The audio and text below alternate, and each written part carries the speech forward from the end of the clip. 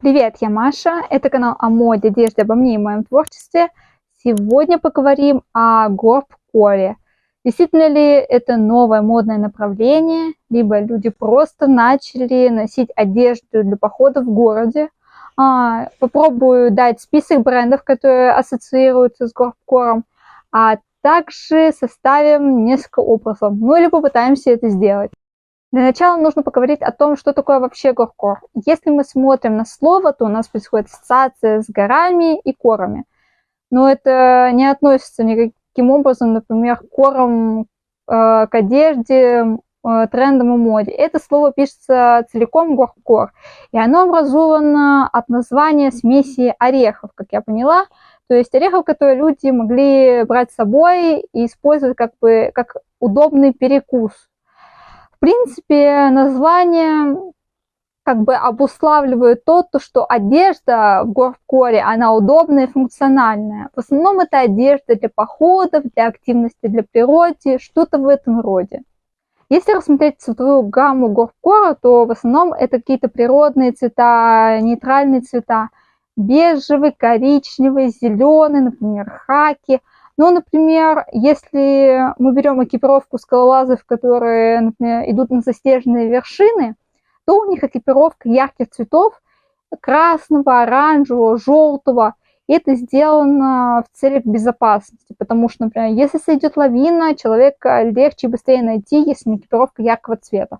Например, делают компании, например, экипировку для скалолазов, например, для поднимания в гору белую, но это не совсем безопасно. Даже вот у меня, например, это на мне горнолыжная куртка, но, например, к ней штаны идут очень яркого цвета в комплекте. Это сделано также с целью безопасности. И эти цвета иногда условно яркие мелькают в образах, если мы условно в городе. То есть это тоже есть такой феномен, скажем так. Также этому направлению присущ объем. То есть горб-кор ассоциируется у нас с комфортом. И, конечно, вся одежда – это одежда спортивная, либо в спортивном стиле, и она объемная, особенно вверх. Это какие-то оверсайз истории идут, например, куртки, какие-то прямые удобные штаны, что-то в этом роде. За годы образования условного направления горб-кор сформировался ряд брендов, которые ассоциируются у нас с горб-кором.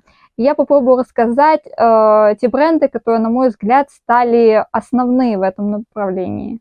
Первый производитель, о котором я поговорю, это Патагония, кажется, читается, я не уверена. Но это крупный производитель спортивной одежды, экипировки разного рода. То есть, если, например, мы зайдем сейчас к ним на сайт, то мы можем увидеть большой ассортимент вещей. То есть у них есть и верха, и низа, очень много вот этого всего.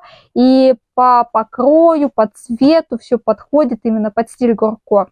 Даже когда я разбирала, например, образы, многие, например, вещи были вот от этого производителя. Следующий производитель достаточно известный. У него больше одежда в спортивном стиле, а не профессиональной экипировки, я бы сказала так. Кажется, читаются North Face. Очень известный производитель одежды, у него все в спортивном стиле преимущественно, и у них очень классные пуховики. Большинство образов для горб-кора как раз берут например, зимняя какая-то история, берут пуховики от этого именно бренда. Конечно, особенно распространено это в Корее, как и в Японии, если кто вот горб-кором, потому что этот бренд там массово представлен, скажем так, особенно в Южной Корее. Если вот мы зайдем к ним на сайт, вот в основном у них идут вот пуховики легкие, там весенние, осенние, зимние, вот именно вот эта вот история.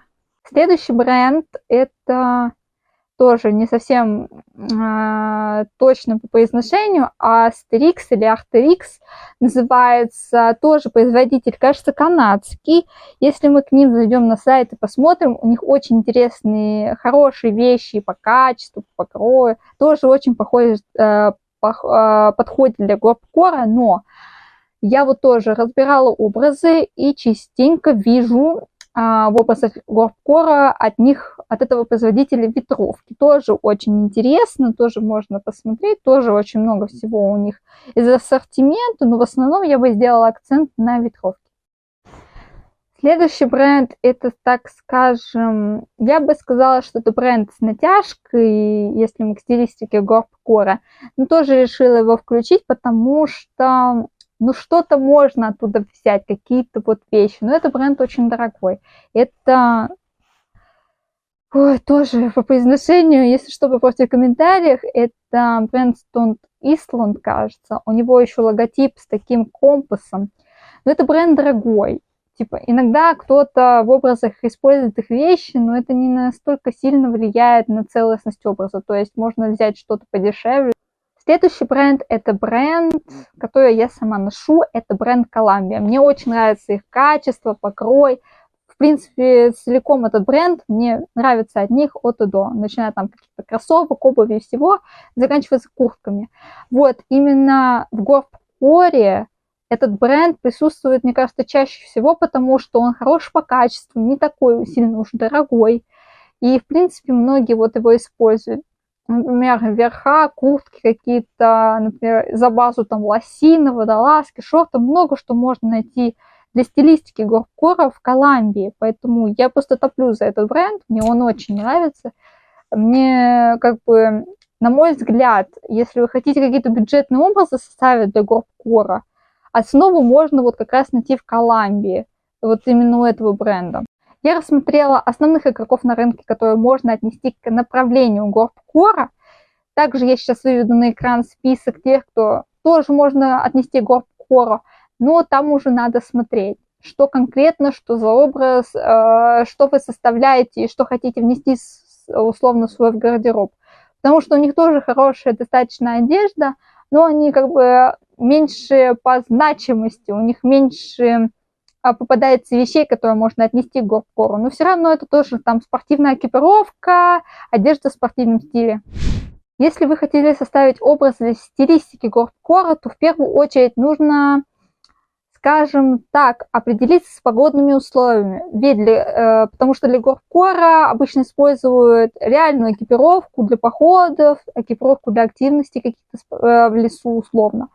То есть она подразделяется по сезонам. Но больше своей масти, конечно, это зимние и летние. Конечно, для зимы мы условно какие-то утепляющие вещи, пуховики и все такое прочее, потому что это холод, условно должно быть все тепло.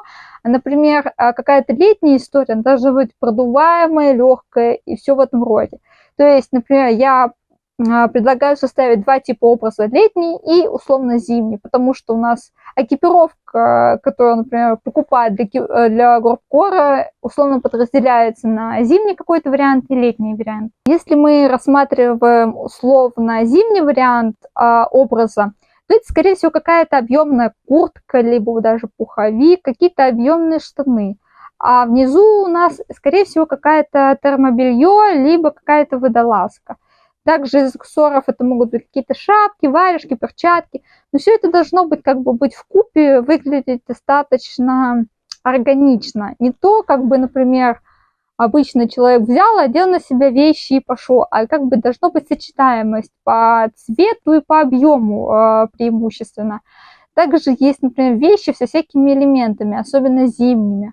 Тоже, например, акцент надо делать, думаю, в зимнем таком образе на куртке больше всего. Если мы берем, например, летнюю историю, то это, скорее всего, по низу это леггинсы либо шорты, или какие-то легкие штаны. Поверху это футболка или майка, скорее всего. И, скорее всего, составной, ключевой частью образа это будет ветровка, либо какая-то легкая куртка. Но также аксессуары, из аксессуаров могут быть очки, напульсники, кепка, что-то в этом роде. Все, что касается спорта и одежды в спортивном стиле, например, а-ля именно занятия в теплое время года. Спасибо, что вы были со мной. Буду рада любому отклику на это видео.